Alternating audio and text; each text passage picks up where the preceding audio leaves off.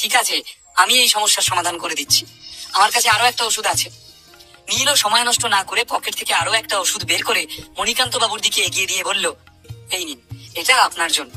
নিজেদের মধ্যে ঝামেলা করে কি লাভ? হ্যাঁ, মজার কথা হলো নীল যে ওষুধটা মণিকান্ত বাবুর হাতে তুলে দিল, এটা লাভ পিল না, খুব কম ডোজের শক্তিবর্ধক ওষুধ। বৃদ্ধ লোকেদের শরীরের জন্য এই ওষুধ খুবই উপকারী। তাই নীল বুদ্ধি করে মণিকান্ত বাবুকে ওষুধটা দিল, যাতে উনিও ভালো থাকেন আর এই দাদু নাতির জোড়াজুড়িও এখানেই শেষ হয়।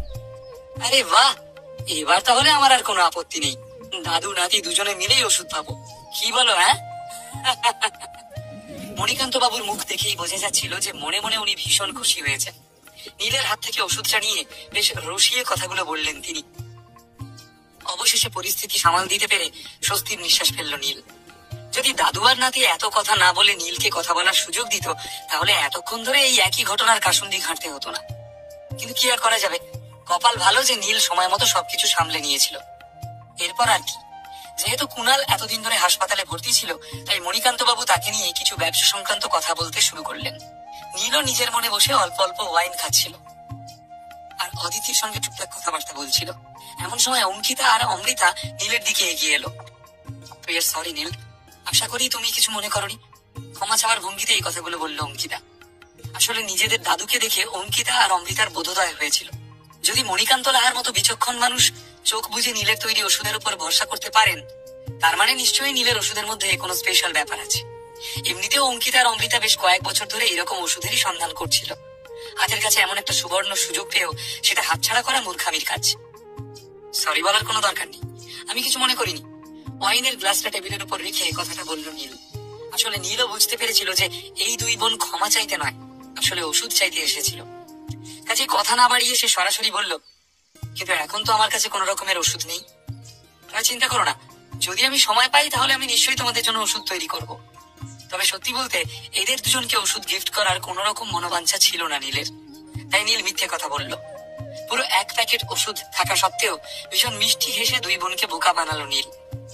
আর বানাবে নাই বা কেন, ওদের সঙ্গে আলাপ হওয়ার পর থেকে নীলকে দুই বোন মিলে শুধু অপমান করে গিয়েছে, একবার নয় বারবার। কিছুক্ষণ আগে অঙ্কিতা নীলের দিকে তাকিয়ে যে ধূর্ত হাসি হেসেছিল, তা নীল এখনো ভুলে যায়নি। নীল এখন এমন একজন মানুষ যে সমস্ত কিছুর হিসেব কড়ায় গন্ডায় মিটিয়ে নেয়। থ্যাংক ইউ নীল। নীলের প্রতি অঙ্কিতা এবং অমৃতার ব্যবহার একেবারেই বদলে গিয়েছিল। একগাল হাসি নিয়ে প্রায় নীলের গায়ে ঢলে পড়ে তাকে ধন্যবাদ জানালো। অদিতি নীলের উল্টো দিকেই বসেছিল, নিজের ননদিনীদের অবস্থা দেখে মুচকি মুচকি হাসছিল সে। রাতের খাওয়া হয়ে গেলে অদিতির সঙ্গে অমৃতা আর অঙ্কিতা ঘরে চলে গেল। এরপর মণিকান্ত বাবু আরো কিছুক্ষণ নীলের সঙ্গে কথাবার্তা বলে শুতে চলে গেলেন। তারপর কুণাল আর নীল মিলে বেশ আসর জমিয়ে বসলো। যেদিন থেকে মণিকান্ত বাবু নীলের যোগ্যতার পরিচয় পেয়েছিলেন, সেদিন থেকেই ওনার নীলকে বেশ পছন্দ হয়ে গিয়েছিল। উনি চাইতেন কুণাল আর নীলের বন্ধুত্বটা যেন আরো পাকাপোক্ত হয়, কারণ ওনার দূরদৃষ্টি ওনাকে দেখিয়েছিল যে ভবিষ্যতে নীল কুণালের জীবনে একটা বড় অ্যাসেট হয়ে দাঁড়াবে। অবশেষে কুণালকে একা পেয়ে নীল লাভ পিলের ব্যাপারে ওকে সব খুলে বলল। নীলের কথা শুনে চক্ষু চড়ক গাছ হয়ে গেল কুণালের। ও মাই গড, যদি আমি ওষুধটা দাদুকে খাইয়ে দিতাম কি হতো বলতো? তোর কাছে যদি অন্য ওষুধটা না থাকতো তাহলে তো কেলেঙ্কারি হয়ে যেত।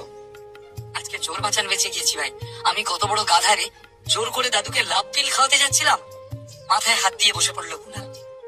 মাথা মোটা কোথাকার, কখন থেকে চোখ মেরে যাচ্ছি, কিছুই বুঝতে পারছিলিস না তুই? কুণালের মাথায় চাটি মেরে কথাটা বলল নীল। কুণাল কোনো উত্তর দেওয়ার আগে নীল আবারও বলল, যাকে বাদ দে, যা হওয়ার হয়ে গেছে, ঝামেলা বাড়িয়ে আর লাভ নেই। আমারই ভুল, আমি সবার সামনে ওষুধটা কেন যে বের করতে গেলাম। মাথায় গন্ডগোল আছে আমার, আসলে তোরই তো বন্ধু তাই না? এই কথা বলে দুই বন্ধু মিলে একচোট হেসে নিল। আরে আমরা চোরে চোরে মাছ তুতো ভাই। এই বলে কুণাল নিজের গ্লাসটা হাতে তুলে নিল, তারপর চিয়ার্স করে পুরোটাই এক চুমুকে সাবার করে দিল। নীলও শান্ত থাকার ছেলে নয়, কুণালে দেখা দেখি সেও নিজের গ্লাসটা তুলে নিয়ে এক চুমুকেই খালি করে দিল। দুজনে মিলে ভোর 4টে অবধি একের পর এক গ্লাস খালি করে গেল। তারপর ওরা যে কখন ঘুমিয়ে পড়লো তা ওদের নিজেদেরই মনে নেই। পরদিন নীলের যখন ঘুম ভাঙলো তখন প্রায় দুপুর হয়ে এসেছে। চোখ খুলে নীল দেখলো কুণাল তার পাশে নাক ডেকে ঘুমোচ্ছে। নীলের যদিও উঠতে ইচ্ছা করছিল না, তাও সে কোনো রকমে উঠে ফ্রেশ হয়ে মণিকান্ত লাহার সঙ্গে এক কাপ চা খেলো। আর তারপর সোজা লাহাবাড়ি থেকে বেরিয়ে রায়চৌধুরী গ্রুপের অফিসের দিকে রওনা দিল। এই কদিন যে আমি ছিলাম না, অফিসে কোনো গন্ডগোল হয়নি তো? নন্দিতা নীলের জন্য বেশ কিছু কাগজপত্র রেডি করে রেখেছিল। সেগুলোতে চোখ বলতে বলতেই নন্দিতাকে জিজ্ঞেস করলো নীল, সবকিছু দারুণ চলছে স্যার। যবে থেকে আপনি ওই দ্য স্কাই কানেকশনের মালিককে উচিত শিক্ষা দিয়েছেন, তারপর থেকে সব অ্যাডভার্টাইজিং কোম্পানি আবার আমাদের কাছে ফিরে এসেছে। সোহিনী আর বাকি সমস্ত অ্যাক্ট্রেসরাও মন দিয়ে কাজ করছে। Everything is running really smooth. গত কয়েকদিনের খবর নীলকে গড়গড় করে বলে গেল নন্দিতা। বাহ, খুব ভালো। খুশি হয়ে মাথা নাড়ল নীল। সেক্রেটারি নন্দিতার কাজে নীল খুবই খুশি ছিল। নীলের অনুপস্থিতিতে নন্দিতা খুব ভালোভাবে কোম্পানির সমস্ত দায়িত্ব পালন করে চলেছিল। আর যা কিছু ছোটখাটো সিদ্ধান্ত নেওয়া তা নিজের বিবেচনা বুদ্ধি দিয়ে নিয়ে নিত। আর ওর সমস্ত সিদ্ধান্তই কোম্পানির জন্য লাভজনক প্রমাণিত হয়েছিল। বেশ, ঠিক আছে, তাহলে এভাবেই ভালো করে কাজ করতে থাকো, কেমন? নীল একটু হেসে বলল। আসলে নীলের এই কথার অর্থ হলো নন্দিতা এবার এখান থেকে যেতে পারে। নীলের এই ইঙ্গিত নন্দিতা খুব ভালোভাবেই বোঝে, তাই সে আর কথা না বাড়িয়ে নিজের কাজে চলে গেল। নন্দিতা সেখান থেকে চলে যাওয়ার পর নীল কুশল, পৃথা, নিখিল আর অর্জুনকে ফোন করে নিজের অফিসে ডেকে পাঠালো। রায়চৌধুরী বাড়িতে সেদিনের যে গন্ডগোলটা ঘটেছিল, তারপর থেকে নীল আর ওদের সঙ্গে দেখা করে। এতদিন পর নীল আজ সবার সঙ্গে একটা মিটিং করবে বলে সিদ্ধান্ত নিল। নীল সিদ্ধান্ত নিয়ে ফেলেছিল যে এখন থেকে পুরো কলকাতা শহরটার দেখভাল সে নিজেই করবে। আর সেই কারণেই নিজের লোকেদের সঙ্গে দেখা করাটা জরুরি হয়ে পড়েছিল। যদিও নীলের কাছে লোকবলের কোনো অভাব ছিল না, কিন্তু সেই লোকবল শত্রুদের মোকাবিলার জন্য তৈরি নয়। এই কারণেই একবার সামনাসামনি কথা বলার ভীষণ দরকার।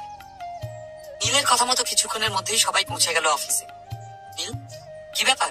হঠাৎ এত জরুরি তলব? কোনো দুর্ঘটনা ঘটেছে নাকি? অন্তদন্ত হয়ে এসে জিজ্ঞাসা করলো কুশল। তোমরা সবাই আগে শান্ত হয়ে বসে পড়ো।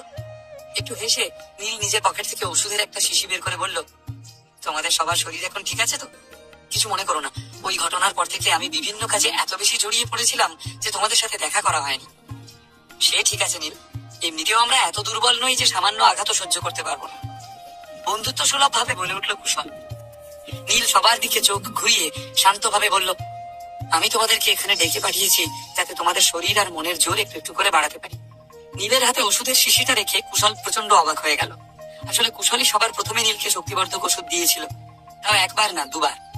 কিন্তু কথায় বলে সময় কখনো থেমে থাকে না। আজকে নীলের পালা। নীল আজ কুশলকে নিজের বানানো ওষুধ অফার করছিল, কিন্তু কুশল সে কথা জানে না যে নীল নিজে হাতে এই ওষুধগুলো বানিয়েছিল। এই ওষুধগুলো কি আমাদের জন্য? একটু সন্দেহ প্রকাশ করলো নিখিল। হ্যাঁ, তোমাদের সবার জন্য। নীল এরপর শিশিটা খুলে সবার হাতে দুটো করে ওষুধ ধরিয়ে দিল। তারপর বলল, এই ওষুধ দুটো কিন্তু একসঙ্গে খেলে চলবে না, আলাদা আলাদা করে খেতে হবে। আর মনে থেকে জানো, এই ওষুধগুলো শুধুমাত্র তোমাদের জন্য। এসব কথা যেন বাইরের কেউ ঘুণাক্ষরেও না জানতে পারে। এটা কি সেই শক্তিবর্ধক ওষুধ? এটা আসল? জিজ্ঞাসা করলো অর্জুন। হ্যাঁ, 100% আসল, সোজা সাপটা জবাব দিল নীল। সত্যি এটা আসল শক্তিবর্ধক ওষুধ? উত্তেজনায় সোফা থেকে উঠে দাঁড়ালো নিখিল।